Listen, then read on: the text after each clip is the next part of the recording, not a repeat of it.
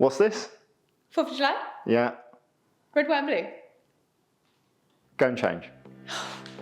This is the Independence Day photo shoot.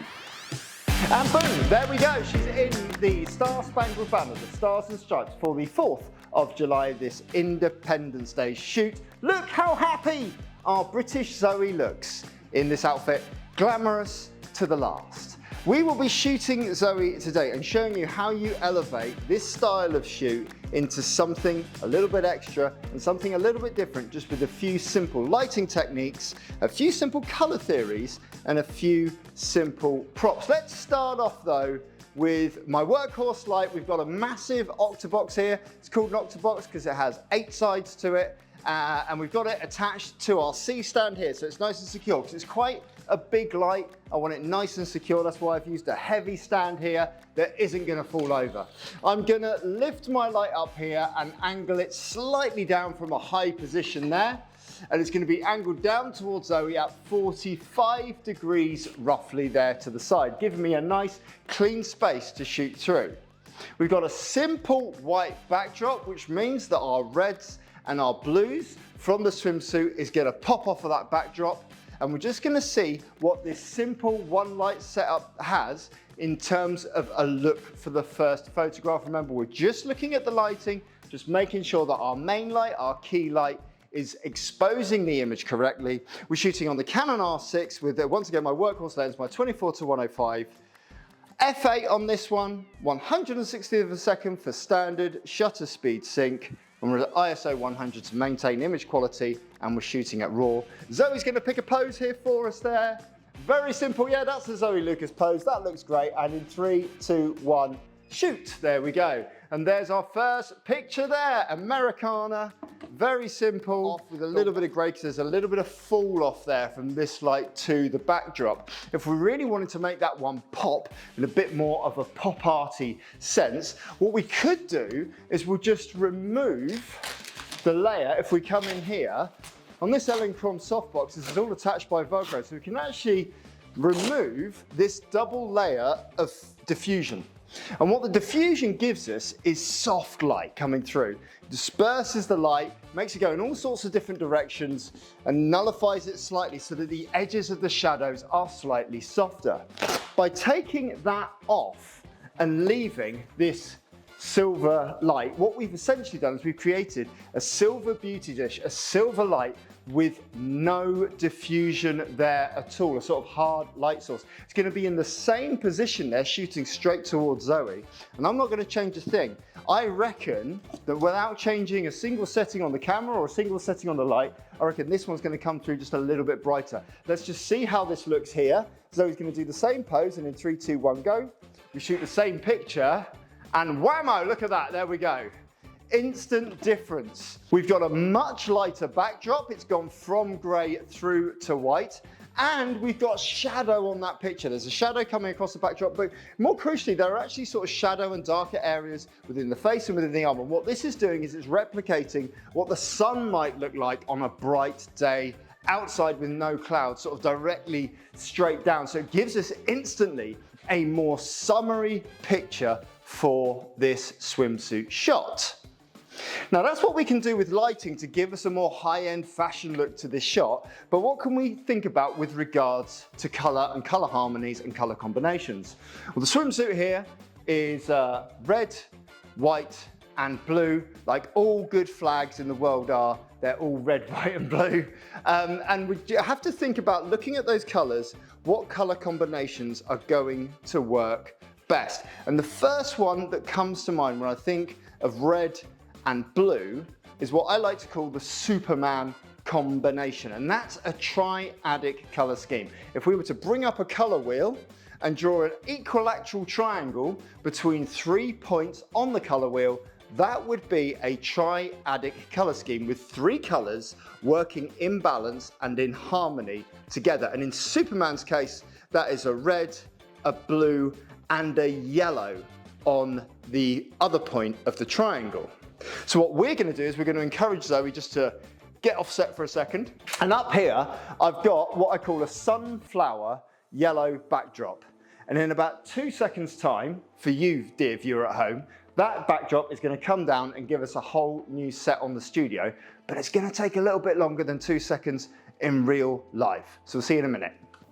And here we go, as if by magic, we have the sunflower backdrop that has recently been described as one person in this room as more of an orange than a yellow, defeating the purpose of this workshop. It falls into hues of yellow though, so I'm still going with that. And this is our triadic color scheme. So now what's happened is that the red, the blue and the yellow all working together in harmony, no one color more powerful, more dominant than the other. So that's what we're trying to do here. We're trying to create a harmonious image. Light's still in the same position, still the same distance away. And we're just going to take a quick test shot there, try and make it a full length one on this one as well. So I'm going to come back a little bit in studio and zoom in with my focal length so that we're not too wide and we're not distorting any of the features in the image. We're just trying to create nice long legs, nice long features. So we're coming all the way back here and zooming in a little bit. Come just off the backdrop just a little bit there for me, Zoe. There we go. And same pose again. 3, 2, and 1. Beautiful. And there we have a lovely shot there with the shadow going off into the background there.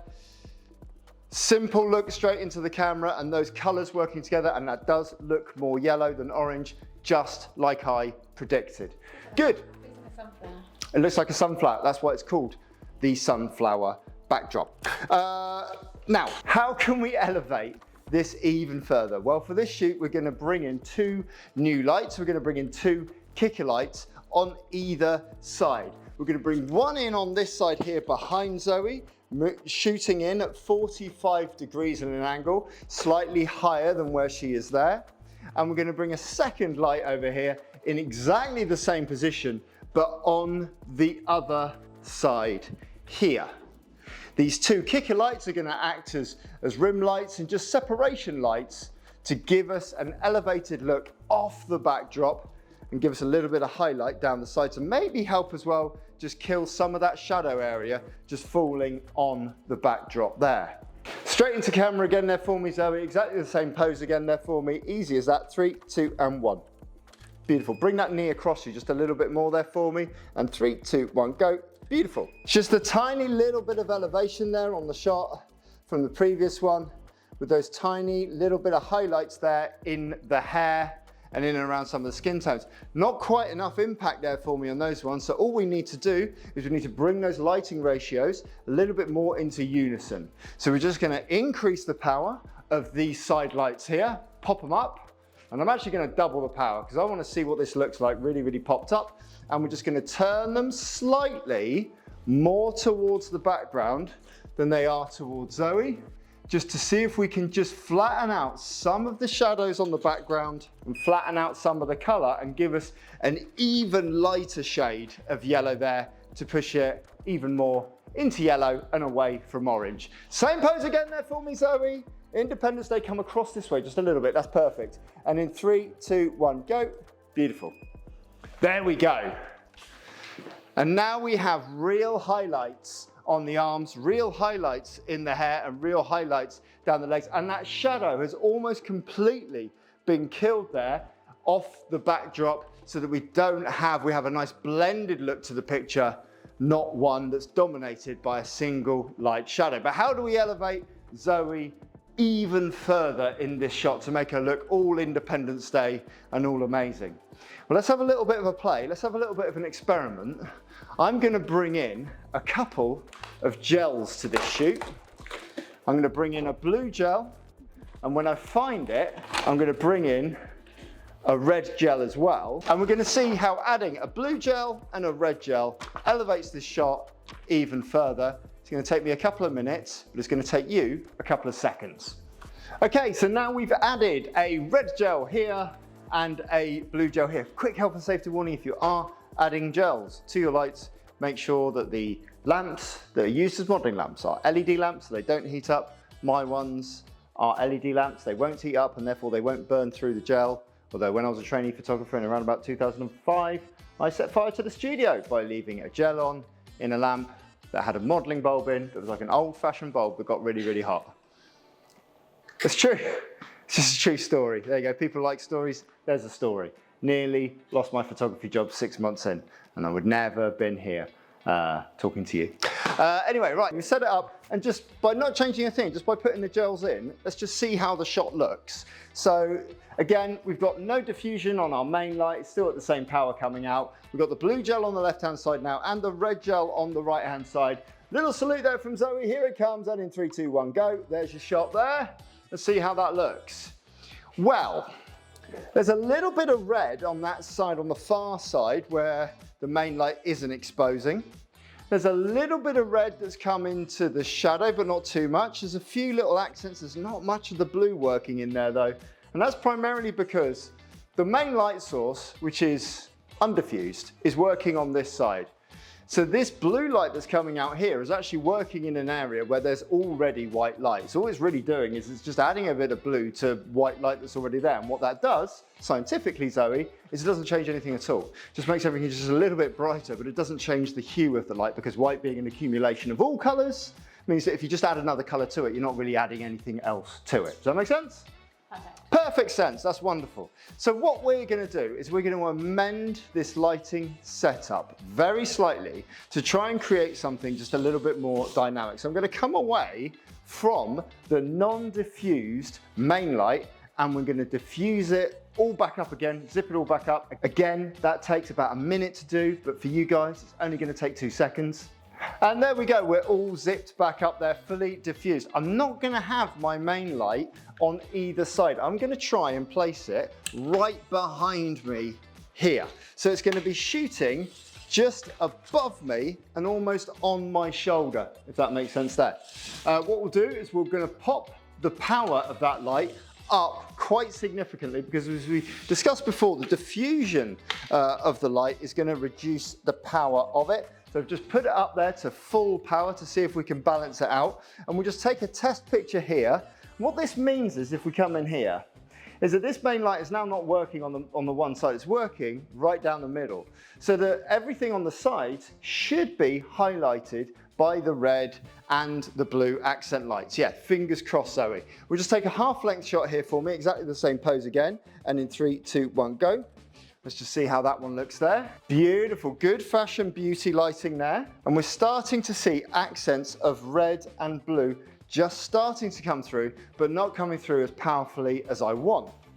What we'll do in this instance is we're just going to dampen down this main light by about 1.5 stops. What this should do was it should give more prominence in terms of the lighting ratio to the red and the blue lights on either side. So we should start seeing some of that color come through because we've taken down the power of our main light.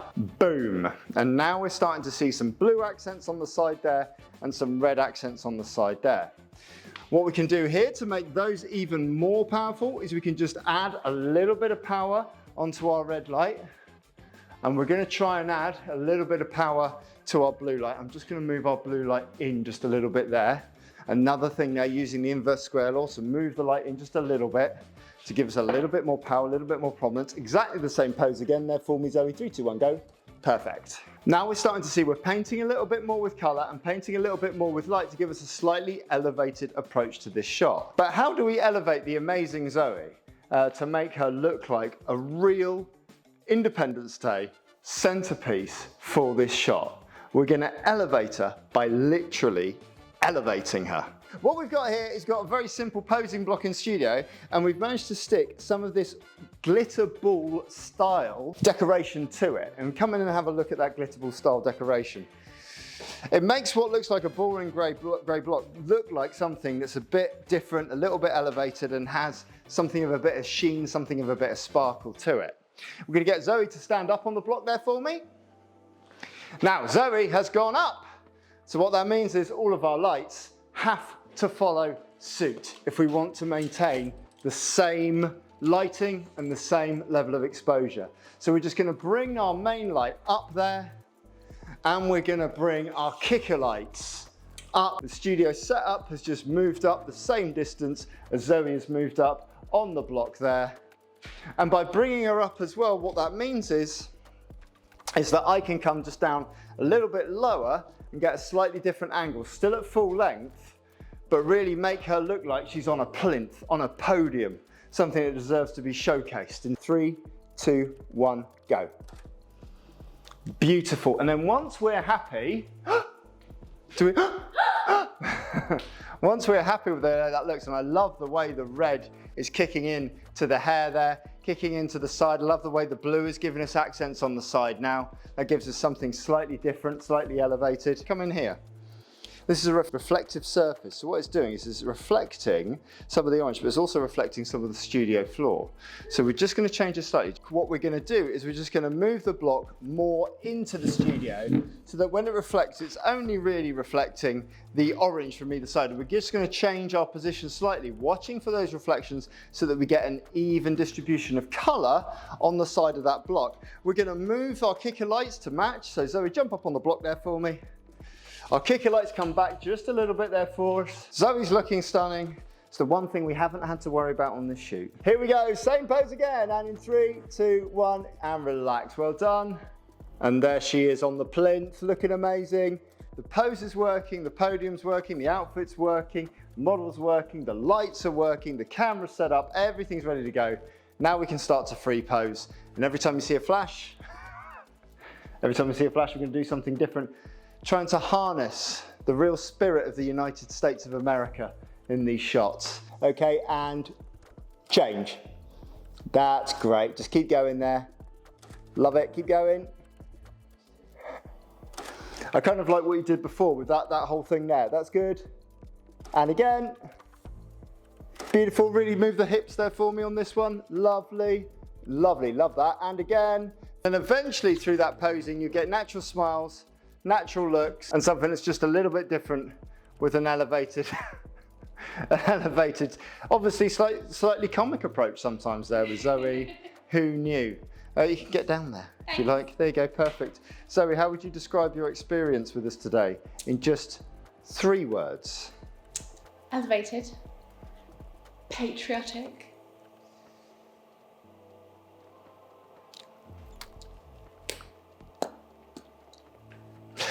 Subscribe to the YouTube channel, No Fuss Must. Say nice things online. If you've learned something today, tell us what you learned.